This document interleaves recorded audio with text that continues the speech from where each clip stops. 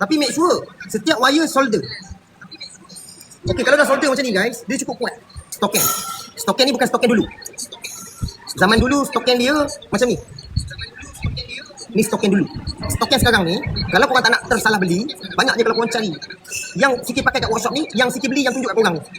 Ini barang dia. Takut nanti korang bakar tak cair timah dalam. Kalau korang tengok dia ada o-ring atas, o-ring ni getah bang, getah. Yang tengah-tengah ni timah. Timah. Tujuan dia untuk penyambungan nanti bang. Kita solder dia bang. Kalau korang tengok dengan teliti bang, dia ada besar, dia ada kecil. Nampak ni? Cuba tengok tu. Memang tujuan dia buat besar macam tu. Supaya nanti mudah untuk orang masuk. Faham? Kalau macam ni kecil. Yang ni masuk. Faham setiap benda yang korang kena faham betul-betul. Benda yang korang guna pakai, kita belajar. Belajar tak salah bang. Kita kaji. So sekarang ni kita nak buat satu penyambungan wire. Cara yang salah korang bungkus, korang black tape. Itu salah. Sebab wire ada getaran. Secara tak langsung boleh short circuit. Boleh masuk TV 3 pukul 8 malam. Kereta terbakar. Untuk elakkan benda itu terjadi, korang kena ada satu alat special. Okay? Cuba tengok kat bahagian bawah berapa harga korang dapat. Pakai dia. Masuk. Kalau korang nak masuk macam ni, salah. Korang kena terbalikkan. Yang kecil masuk dulu. Ya bang. Jangan masuk besar dulu. Masuk kecil dulu. Jangan masuk besar. Sebab dah masuk nanti, kita nak tolak balik. Faham eh? Masuk dulu. Juling mata bang. Masuk yang kecil. Penyambungan macam ni. Nampak ni. So lama kelamaan dia jadi long. Long dah lah bang.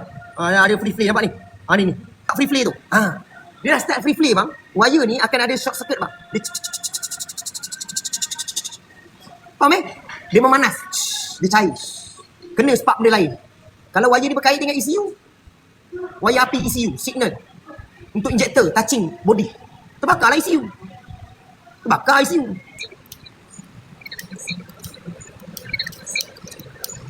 Okey, dapat eh? Dia mengecil, dia pegang wire, ori ni cair. Dapat eh? Menghalang daripada air boleh masuk. Itu yang pertama. Yang kedua, side sebelah sini pula guys.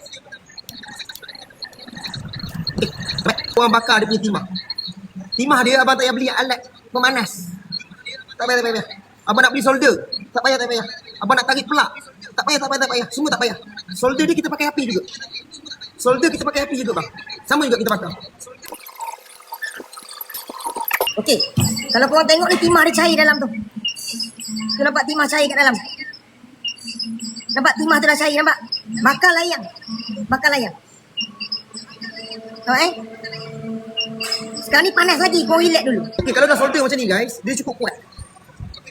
Jangan risau. Memang kuat. Penyambungan wire ikut undang-undang wiring kena solder.